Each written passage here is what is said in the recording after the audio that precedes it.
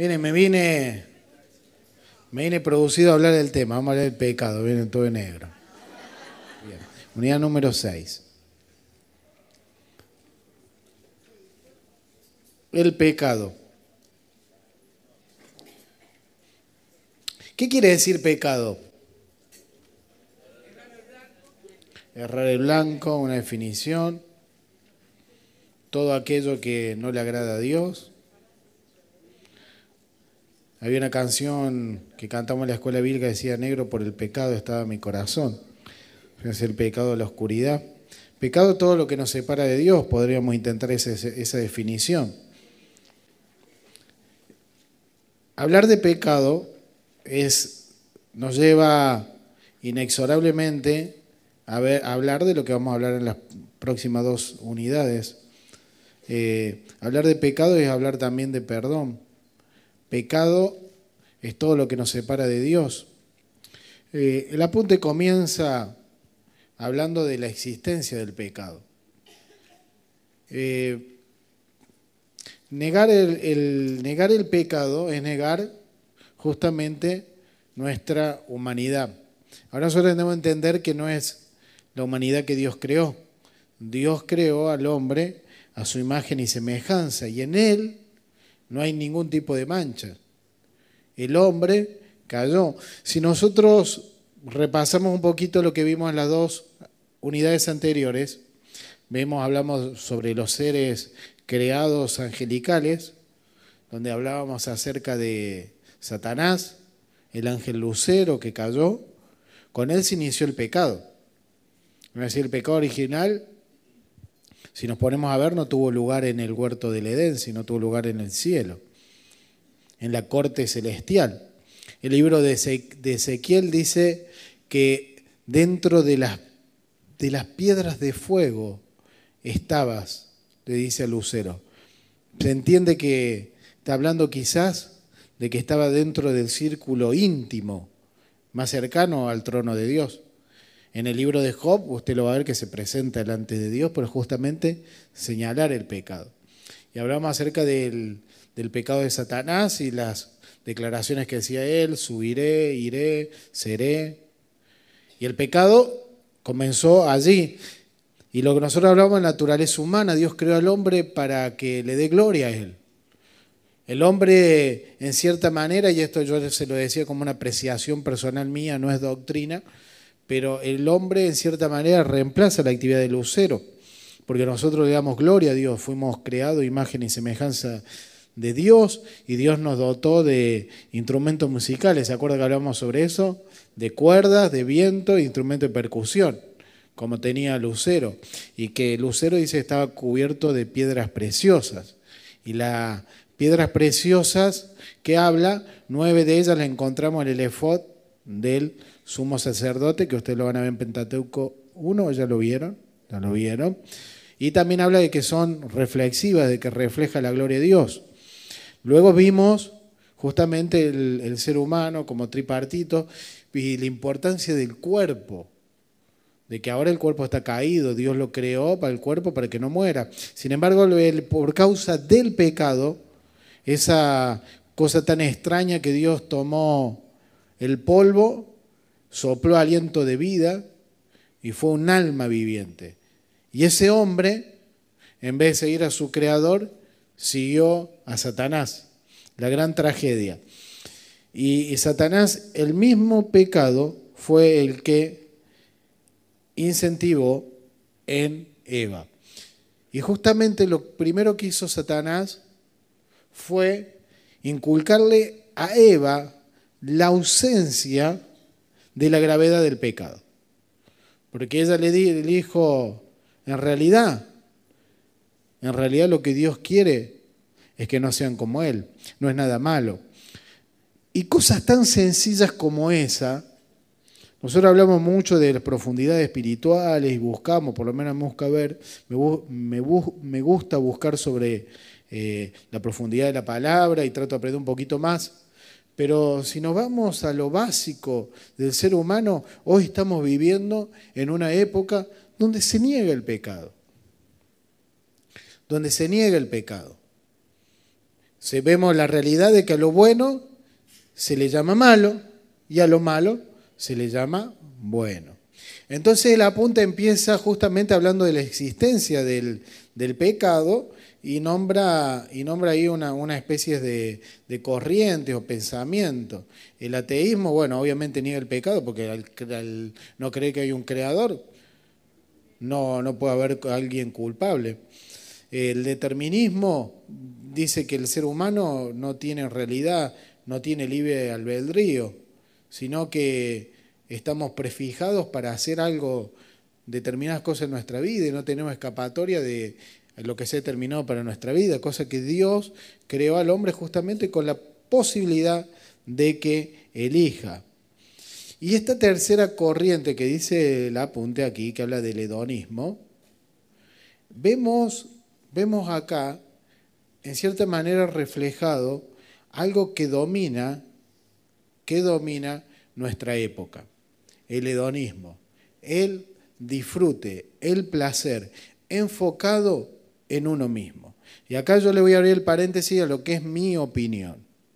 Mi opinión. El hedonismo domina nuestra sociedad. La gente busca el disfrute y busca el placer. La gente busca el yo, la exaltación del yo por sobre todas las cosas. La red social que más ha crecido, sobre todo en el sector que más usa la tecnología, es Instagram, donde la gente vive y se saca fotos. Y un término que no existía hace unos años, todo el mundo sabe lo que es selfie, o no saben que todo lo que es una selfie. A decía gente, hagámonos una selfie.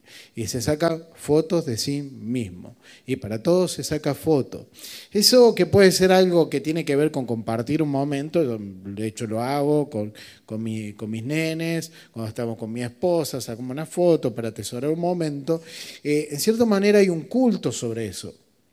Un culto sobre el yo. No estoy diciendo que sacarse una selfie esté malo. Lo que digo es que se refleja en eso como una muestra la exaltación del hombre y de su yo.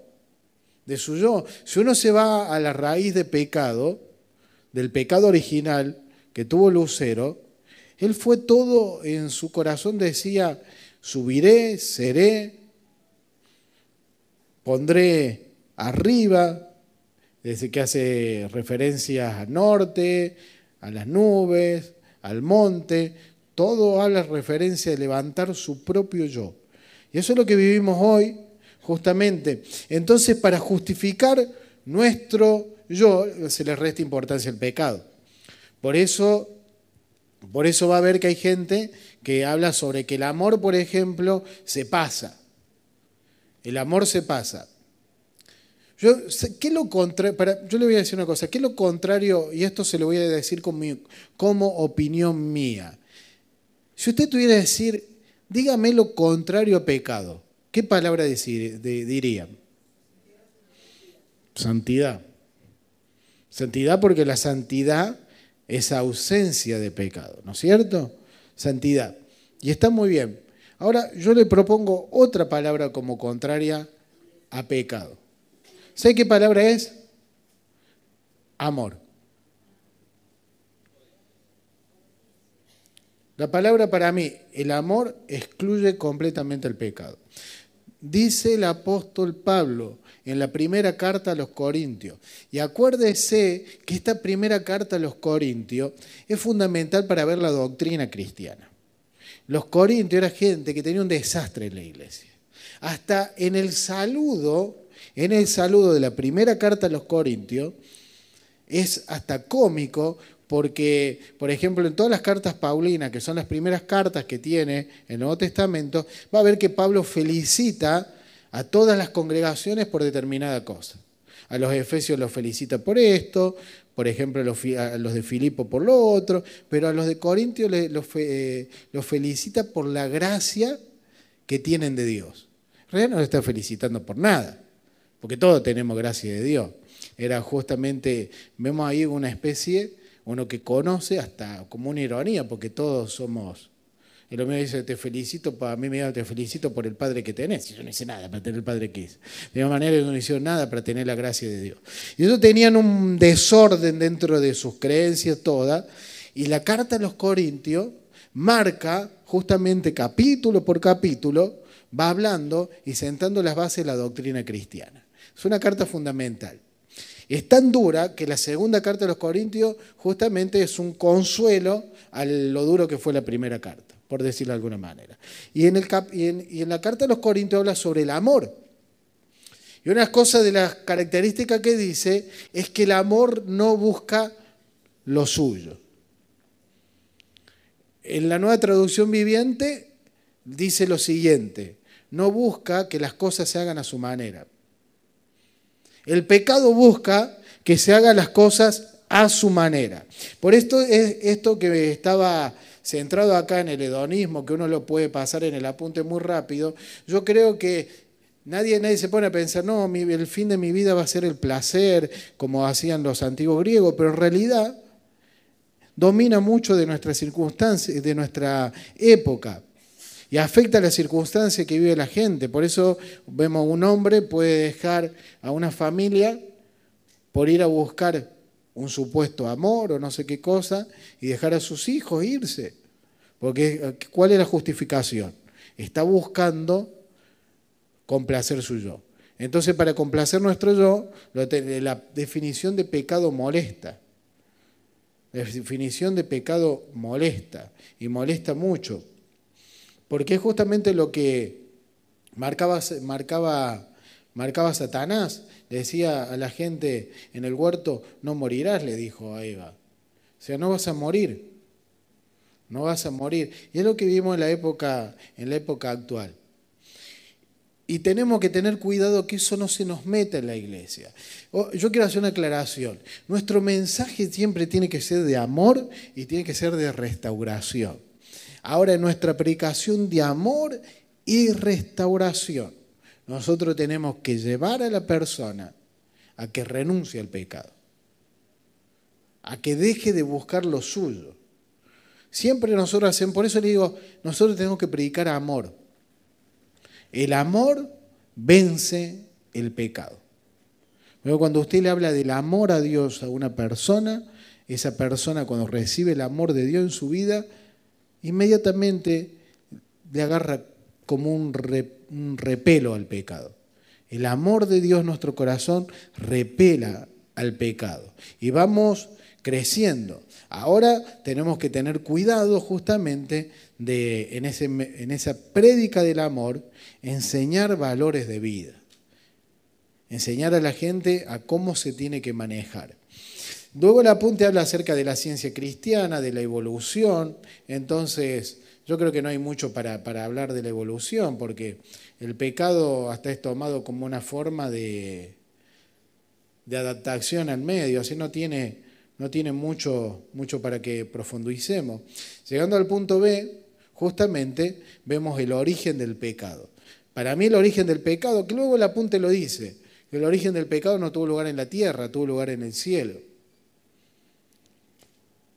Capítulo 3 de Génesis. Yo creo que lo podemos poner en pantalla, yo no voy a tomar el trabajo de leerlo. Génesis 3, podemos poner en pantalla.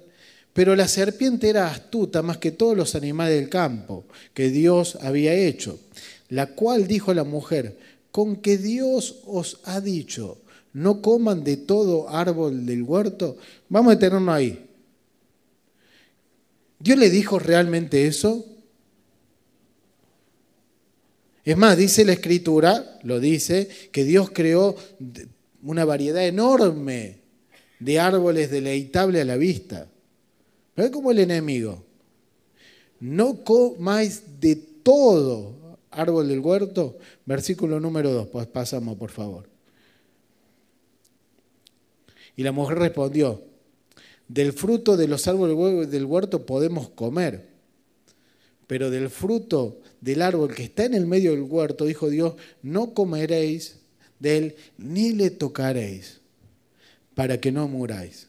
Versículo número 4. Entonces la serpiente dijo a la mujer, no van a morir, sino que sabe Dios que el día que coman de él serán abiertos vuestros ojos y serán como Dios, sabiendo el bien y el mal. Sabiendo el bien y el mal. ¿Y cuál es la meta? Ser como Dios. Construir un Dios de uno mismo. Justamente el pecado de Lucero. Seré semejante al Altísimo. Serán como Dios. Cuando estudiamos las dispensaciones vamos a ver que la dispensación justamente número 1 es de la inocencia. No porque el hombre era tonto, inocente, como un niño en el sentido de que un niño no tiene conocimiento. Al contrario, el hombre era mucho más sabio en su estado puro delante de Dios. A partir de ese momento cayó de la gracia de Dios. Versículo número 6. Y vio la mujer que el árbol era bueno para comer y era agradable para los ojos, árbol codiciable para alcanzar la sabiduría, y tomó de su fruto, comió y dio también a su marido, el cual comió así como ella. Acá me quiero detener con una cosa. ¿El pecado es lindo o es feo?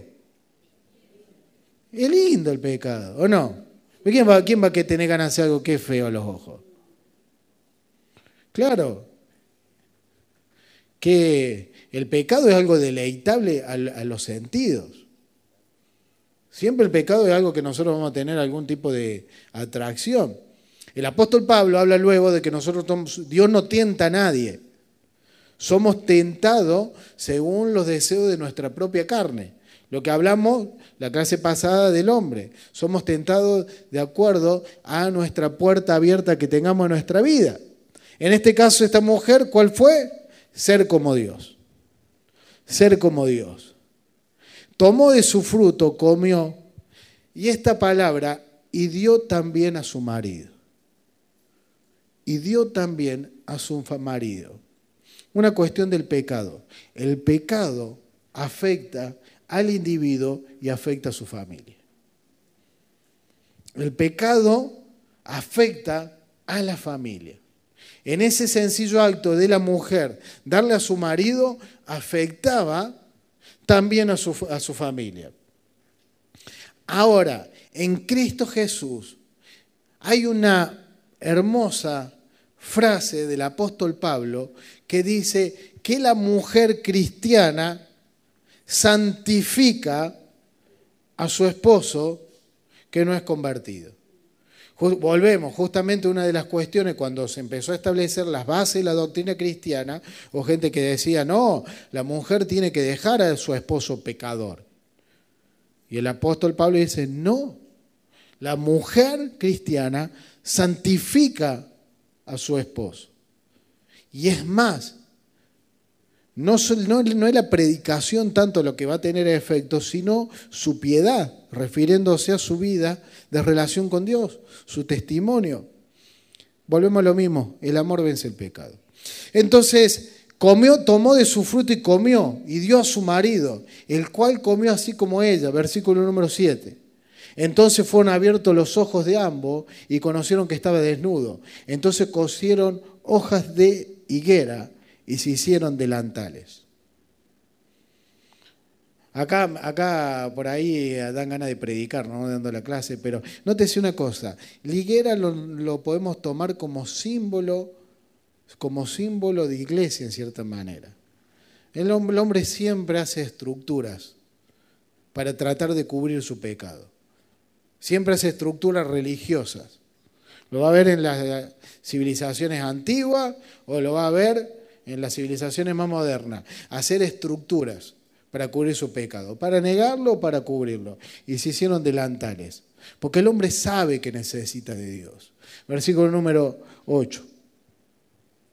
Y oyeron la voz de Jehová que se paseaba en el huerto al aire del día, y el hombre y la mujer se escondieron de la presencia de Dios entre los árboles del huerto. Versículo 9. Mas Jehová le llamó al hombre y dijo, ¿dónde estás tú? Y él respondió, oí tu voz en el huerto y estuve en miedo porque estaba desnudo y me escondí. El Señor le contestó, ¿quién te enseñó? Versículo número 11. ¿Quién te enseñó que estabas desnudo? ¿Has comido el árbol que yo te mandé para que no comiese? Versículo número 2. Y acá empezamos a ver la consecuencia del pecado. Inmediatamente, el pecado trae en la gente como consecuencia una naturaleza satánica. ¿Sabe por qué? Porque la naturaleza del enemigo es acusar. Lo primero que hace Adán es acusar a su mujer, a su esposa. Y resulta, ¿quién tenía la culpa? Dios, porque dice, la mujer que me diste por compañera me dio del árbol y yo comí. Versículo número 13. Entonces Jehová Dios dijo a la mujer, ¿qué es lo que ha hecho? Y dijo, la serpiente me engañó y comí. Nadie tenía la culpa de nada, ¿no es cierto? Todos eran tan de acuerdo. Y entonces el Señor le dijo, por cuanto esto hiciste, maldita será entre la bestia y entre todo el animal del campo, sobre tu pecho andarás y polvo comerás todos los días de tu vida. Algunos autores dicen, algunos estudiosos dicen que la serpiente era un animal muy hermoso en su estado antes de caer. Cuando cae el hombre, el pecado no solo maldice al hombre, sino maldice a la tierra, a la creación. Por eso va a ver que causa el pecado del hombre, la tierra sufre. Y lo dice el libro de Romanos, que la creación clama por la manifestación de los hijos de luz. Porque el pecado afecta a la tierra. El pecado afecta a la tierra. Lo vamos a ver luego en la historia bíblica, cuando Caín mata a Abel, dice que la sangre clamaba. El pecado afecta a la tierra. El pecado tiene influencia y tiene el poder de maldecir la tierra. Y polvo comerás todos los días de tu vida. ¿De qué creó Dios al hombre? Y esto, vamos a separar, esto no es doctrina, esto es agregado de interpretación del pastor Juan. Y polvo comerás todos los días de tu vida. ¿Qué es el ser humano? Polvo. O sea que, como que nos transformamos en el menú de la serpiente. Versículo número 15. Y pondré enemistad entre ti y la mujer, y entre tu simiente y la simiente tuya, y ésta te herirá en la cabeza, y tú le herirás en el calcañar o en el tobillo. ¿Sabe una cosa? Mire, lo hermoso de que en el medio de la caída del ser humano Dios ya tenía remedio, y aquí encontramos la primera promesa mesiánica, donde dice la simiente, el hijo de la mujer. Ahora yo quiero decir una cosa, nosotros siempre, o no sé si siempre, pero muchas veces nosotros estamos como a la defensiva del diablo. El diablo como el que ataca. Ahora el Señor lo que dice es que pondré enemistad. O sea, la bronca que tenemos con el enemigo es mutua. No solo no tenemos un papel defensivo en contra de las obras del diablo, sino también ofensivo. Porque nuestra naturaleza, la enemistad con el enemigo. ¿Y cuál es el remedio? El hijo de la mujer, el hijo del hombre. Por eso el Señor, Jesús, hacía referencia a él como el hijo del hombre. El que venía a pisar la cabeza y el que venía a poner un remedio al pecado. Versículo 16. A la mujer dijo, multiplicaré en gran manera los dolores de tus preñeces, con dolor darás a tu hijo y tu deseo será para tu marido y te enseñoreará y él se enseñoreará de ti. Hay mucho en boga hoy del feminismo. Y yo creo que mucho tiene que ver el lamentable papel opresivo, diabólico que ha ejercido el hombre sobre la mujer. Porque enseñorearse de la manera perversa sobre la mujer tiene un origen satánico. Y no quiero desvirtuar la clase, pero la mujer merece ser valorada, merece ser respetada y merece ser escuchada. Y todo el que se oponga a eso ya sabemos dónde viene la base. Luego viene una perversión de la mujer queriendo hacer la misma bestialidad que hace el hombre. Y él se enseñoreará de ti, versículo 17. Y el hombre dijo, por cuanto obedeciste a la voz de tu mujer y comiste del árbol que te mandé diciendo, no comerás de él, maldita será la tierra por tu causa. Con dolores comerás de ella todos los días de tu vida. Es muy interesante el versículo número 18. Mire, espinos y cardos te producirá y comerás plantas del campo. El Señor Jesús, ¿cuál fue la corona que llevó? De espino. ¿Sabe una cosa? Cristo vino también a redimir la creación. Cuando cae el ser humano arrastra la creación, incluidos los animales. El pecado afecta también a todo el reino animal, a todo el reino vegetal. Y el Señor le dice, la tierra va a ser maldecida. Y el versículo 19, por favor. Con el sudor de tus rostros comerás del pan hasta que vuelva a la tierra, porque ella fuiste tomado, polvo eres, pues el polvo volverá. Versículo número 20. Y llamó a Adán el hombre de su mujer Eva, por cuanto era madre de todos los vivientes. Versículo 21. Y Jehová hizo al hombre y a su mujer túnicas de pieles y lo vistió. Segundo, imagen de Cristo en este capítulo. Un animal inocente es muerto y ellos son cubiertos de su desnudez, de sus pecados. Volviendo al apunte, pecado es todo lo que nos aparta de Dios. Todo lo que nos aparta de Dios. Entonces encontramos acá que habla sobre la tentación. Nosotros tenemos la posibilidad de ser tentados.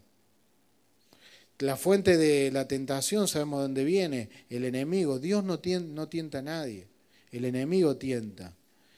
La tentación, dice la sutileza, claro, es agradable. Es agradable. Y segundo, la duda. La duda engendra pecado. La duda engendra pecado. Segundo punto, la culpabilidad. Esta es la evidencia de una conciencia culpable. Y fueron abiertos los ojos, dice. En vez de sentirse como Dios, sintieron el vacío de Dios. B, trataron de hacer las estructuras, estas hojas de higuera. Y C, oyeron la voz de Dios y se escondieron. En vez de escuchar la voz de Dios y escuchar lo que Dios tiene para decir, el hombre con pecado se esconde.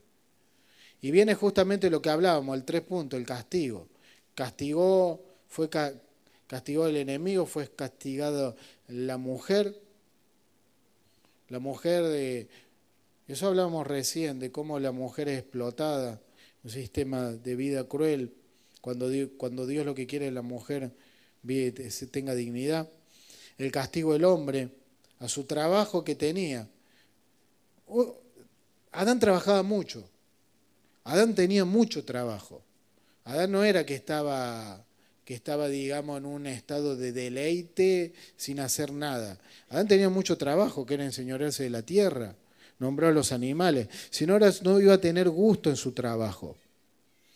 Vamos Romanos 8, vamos al 19 al 23. Romanos 8, 19 al 23. Si lo podemos poner en pantalla. Porque el anhelo ardiente de la creación es el aguardar la manifestación de los hijos de Dios. Por eso usted va a ver que las naciones más prósperas son justamente las que están fundadas en los principios bíblicos. Me va a decir, pastor, pero esa gente se ha alejado de Dios, inclusive ha realizado hasta matanza en el nombre de Dios, y lamentablemente hasta algunos tienen el atrevimiento de justificar bombardeos y no sé qué cosa usando pasajes de la Biblia, porque eso existe también. Ahora su principio funcionaban, y donde justamente en los principios bíblicos los países están fundados sobre los principios bíblicos son los países más prósperos. Pues la naturaleza aguarda, porque nosotros tenemos en Cristo Jesús el poder también de redimir nuestra tierra. Versículo número 20, vamos. Porque la creación fue sujetada a vanidad, no por su propia voluntad, sino por causa en que la sujetó en esperanza. Versículo 21. Porque también la creación misma será libertada de la esclavitud de corrupción a la libertad gloriosa de los hijos de Dios. Versículo 22. Porque sabemos que toda la creación gime y aúna y está con dolores de partos hasta ahora. Mire cómo la creación anhela nuestra manifestación. Y no solo ella, sino que también nosotros mismos, que tenemos las primicias del Espíritu, nosotros gemimos dentro de nosotros mismos, esperando la adopción, la redención de nuestro cuerpo. Acuérdense que nuestro cuerpo es caído. El cuerpo del ser humano no fue hecho para podrirse cuando muera, sino justamente para ser el cuerpo glorificado, que es lo que nosotros vamos a tener justamente cuando el Señor venga a buscarnos, se nos va a dar un cuerpo nuevo. Es más, el libro de Apocalipsis dice que el último enemigo que va a ser vencido va a ser la muerte, pero ese es para otro tema. Entonces, vemos acá justamente el punto 4 de la redención, que luego justamente hay dos unidades que vamos a hablar un poco sobre eso. La redención prometida, ya lo hablamos justamente, que el Señor le prometía que va a haber enemistad entre ti y la mujer, te va a picar en el tobillo, pero el Hijo del Hombre le aplastará la cabeza. Le sugiero el punto número 2, que se tome el trabajo de leer a los versículos bíblicos, es uno más lindo que otro. La victoria no será sin sufrimiento, dice el punto 3, porque se necesitaba sufrimiento que lo cumplió Cristo Jesús en la cruz. Ahora, esa herida, ese sufrimiento de Cristo Jesús, lo vio el profeta Isaías y dijo que por sus llagas somos nosotros curados de la maldición del pecado. La naturaleza del pecado. Enseñanza del Antiguo Testamento. Y esto, mire, y esto quiero que lo tenga. Usted ha estudiado Pentateuco, ¿no es cierto? O sea, ¿estudiaron Pentateuco o no estudiaron Pentateuco? ¿Qué pasaba cuando alguien tocaba algo impuro en el Pentateuco, en el Antiguo Testamento? Quedaba impuro, ¿no es cierto? Lo que se tocaba, lo impuro en el Antiguo Testamento afectaba a lo puro. Los instrumentos que se usaban para el templo no podían tener contacto con lo impuro. Una persona con lepra, que era considerada una persona impura, la lepra, símbolo del pecado. Acuérdese, si yo tocaba a alguien con lepra, me convertía en impuro. Jesús, cuando toca a la mujer con flujo de sangre, esa mujer era impura. Ahora, en Cristo Jesús, Jesús revierte eso. Y a partir de Cristo Jesús, lo puro tiene poder sobre lo impuro. En Cristo Jesús lo puro tiene influencia sobre lo impuro. Y lo va a ver en el capítulo 20 de Juan, donde Jesús está subiendo a los cielos, luego de haber sido crucificado, y se le aparece a María Magdalena. Y le dice a María Magdalena, no me toques, porque todavía no he subido al Padre. Sin embargo, esa misma tarde, cuando se le aparece a los discípulos, justamente les anima a que lo toquen. Es más, luego se aparecerá ahí el incrédulo Tomás. Y el Señor, ¿qué le dice a Tomás? Tócame, mete tu mano. Porque a partir de la cruz, el poder de lo puro es mucho más poderoso que lo impuro. El pecado afecta la esfera de la moral. Justamente lo que hablábamos, la esfera de la conducta fraternal. El pecado trae explotación del semejante, hace a la gente perversa, hace a la gente egoísta, hace a la gente buscando lo propio suyo. Elimina el amor. Y lo peor que de todo, es el punto C de todos los que habíamos ido, no sé si es el peor, pero nos separa de Dios. El apunte habla de hacer justamente que la nación israelita era considerada una nación de sacerdotes en su totalidad, más allá de que estaba reservada a la tribu de Leví, pero en todo era. Y la coronación de eso era justamente todo el sistema de tabernáculo. Sin embargo, el pecado nos separa de Dios, a tal punto así que lo va a ver que al arca de pacto solamente tenía acceso el sumo sacerdote y una vez al año. ¿Por qué? Porque el pecado nos separa de Dios. El pecado justamente nos daña nuestra relación con Dios. Y pecado es lo que nos separa de Dios, lo que nos separa del amor. Y nosotros, me encantó una frase, no me acuerdo quién la dijo, nosotros podemos tener amor. Ahora, Dios es amor en sí. Entonces, el pecado nos separa del amor que es Dios. La esfera de la verdad. El pecado, lo primero que hace es llevar a la mentira. Y el pecado comenzó en el hombre justamente por una mentira. Es muy interesante esto. la esfera de la sabiduría. Y si lo quiere poner así, le va a parecer fuerte, pero el pecado hace a la gente estúpida. Póngalo así porque dice la Biblia que da espíritu de estupor. El pecado entontece a la gente. Dice el apóstol Pablo que porque no quisieron darle gloria a Dios, Él los entregó a una mente reprobada para que hicieran cosas inclusive en contra de la naturaleza.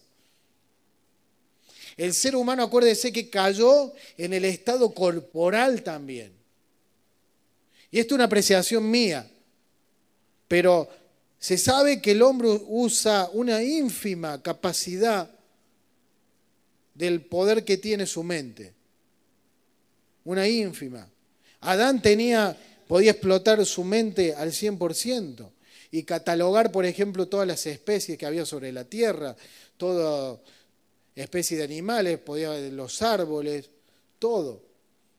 Sin embargo, el pecado hace a la gente tonta. Y uno lo ve a eso. Uno lo ve. Yo creo que no hay peor castigo de Dios que Dios nos entrega nuestra propia maldad. La gente hace la estupidez más grande a causa del pecado. El hijo pródigo dijo: he pecado contra el cielo y contra ti. ¿Se acuerda? ¿Se acuerda o no se acuerda? ¿Está aburrido? ¿Y qué van a decir, pobres? Antes de que el hijo diga, dice, volveré a la casa de mi padre y diré: he pecado contra el cielo y contra ti, ¿qué es lo que dice? Y volviendo en sí. Y volviendo en sí.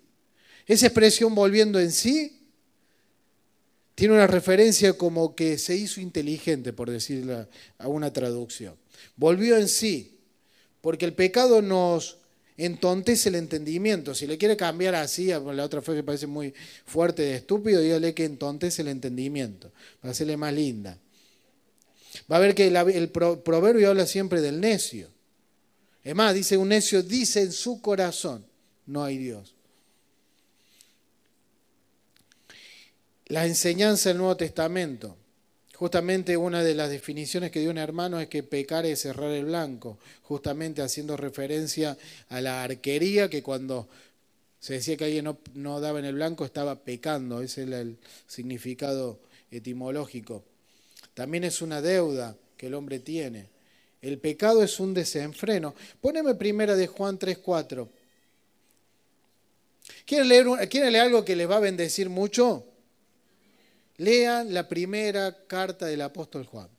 Es cortita, es linda, es fácil de leer.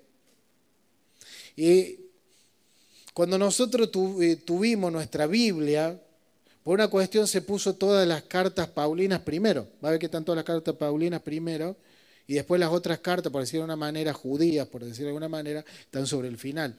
Y por ahí eso no hace que sean tan leídas para algunas personas. Pero la primera carta de Juan en sí son maravillosas. Santiago dice: todo aquel que comete pecado infringe también la ley, pues el pecado es infracción de la ley.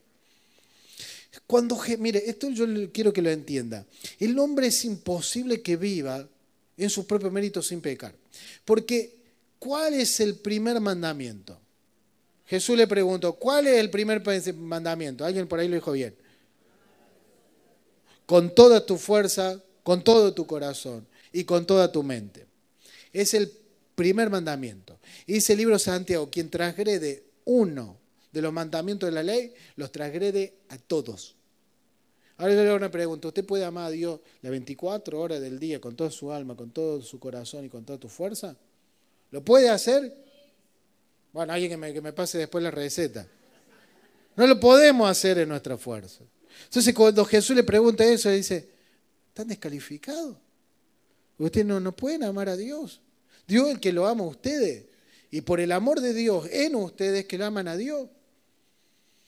Entonces, justamente habla de esa transgresión. Justamente el pecado trae desobediencia, trae caída, trae derrota, trae falta de piedad.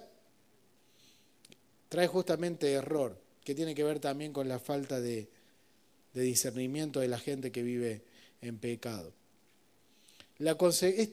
Si yo pudiera decir, me quedaría con alguna frase del apunte, están hechos con mucho cariño los apuntes, pero si hay una que tuviera que señalar del apunte, es justamente la primera frase del punto D. El pecado es acto y estado. Es fabulosa la frase. Porque el pecado es acto y es estado. Uno cuando peca comete un acto que lo lleva a un estado y viceversa. Nacimos en el estado del pecado.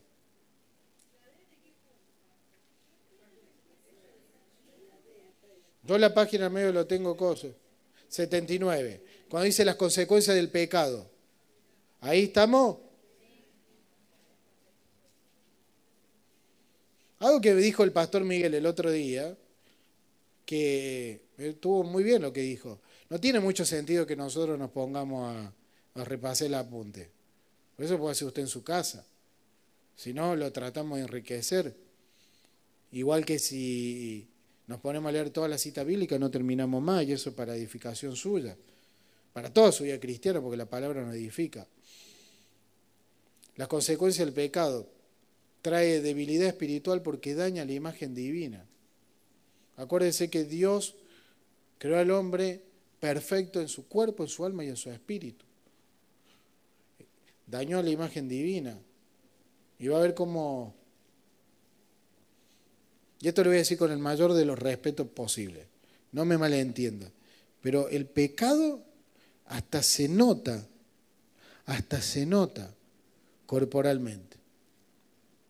El pecado atenta contra la belleza. Contra la belleza. Uno ve justamente cuando uno conoce al Señor y hay hermanos que no fueron bendecidos con el don de la belleza física, ¿no es cierto? Sin embargo, están casados con una esposa re linda. Yo me acuerdo, me tocó viajar, estábamos, no sé si en Venezuela, y había un hermano, que Dios mío, el hermano. Y como dice la palabra en Deuteronomio capítulo 28, gente fiera de rostro. Era fiero el hermano. Y la esposa era re linda, había sido candidata justo a Miss Mundo. Y el pastor que estaba conmigo le tomó la mano y decía, hermano, nunca caiga en pecado, porque el día que caiga en pecado, y es cierto, el pecado afea a la gente y por el contrario, la gracia de Dios nos hace más agradable. ¿Por qué? Porque el pecado daña la imagen divina. El pecado daña. En cambio, Dios nos hace lindo, Dios nos hace agradable, la gracia de Dios se refleja. Y lo dice la Biblia, que el rostro del Señor refleja sobre nosotros. Tenemos gracia de Dios. Ahora, el pecado nos tiene que llevar justamente a confesar el pecado, a no guardarlo, a estar a cuenta con Dios. El pecado justamente original, hablamos sobre eso un poco antes.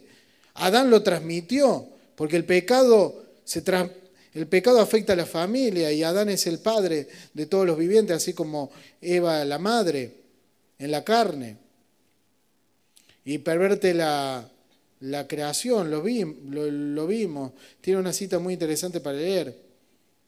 Punto C dice que habla acerca de un castigo positivo, porque Dios le dijo, el día que comieres morirás. Cita famosa, Romanos 6:23, dice, porque la paga del pecado es la muerte.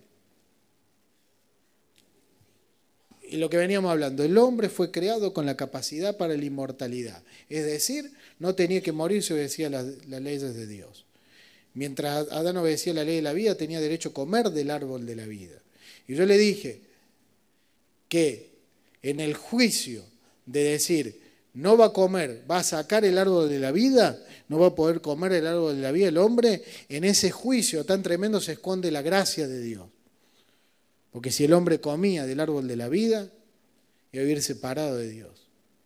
Ahora el remedio del pecado es Cristo Jesús.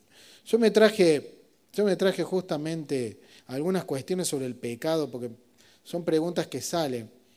Habla la Biblia acerca de cuál es un pecado imperdonable. Esto no está en el apunte, ¿eh? Justamente Marcos capítulo 3, versículo 22 al 30, usted lo busca en su casa. Justamente cuando el Señor Jesús había tenido victoria sobre un demonio que decía, por medio de Belcebú expulsa a los demonios. Y el Señor da ese principio de que los reinos divididos contra sí mismos no pertenecen, y dice que la blasfemia contra el Espíritu Santo no se puede perdonar. Ahora yo quiero traerle, porque hay hermanos que son nuevitos en la fe, y a veces con este pasaje de la Biblia le trae confusión. Ese pecado tiene que ver solamente, no hay manera que nosotros podamos cometer ese pecado. ¿Sabe por qué? Por acusarle justamente a Jesús encarnado de que obraba bajo la influencia de los demonios en vez del Espíritu Santo. Si bien dice que es Ananías y Zafira, por ejemplo, el capítulo de Hechos, número 5, habla sobre ese matrimonio, que dijo que había vendido una propiedad y traía una parte del dinero y decía que traía una totalidad, cuando en realidad traía una parte, y dice que le han mentido al Espíritu Santo. Pero eso no es blasfemia, es irreplicable.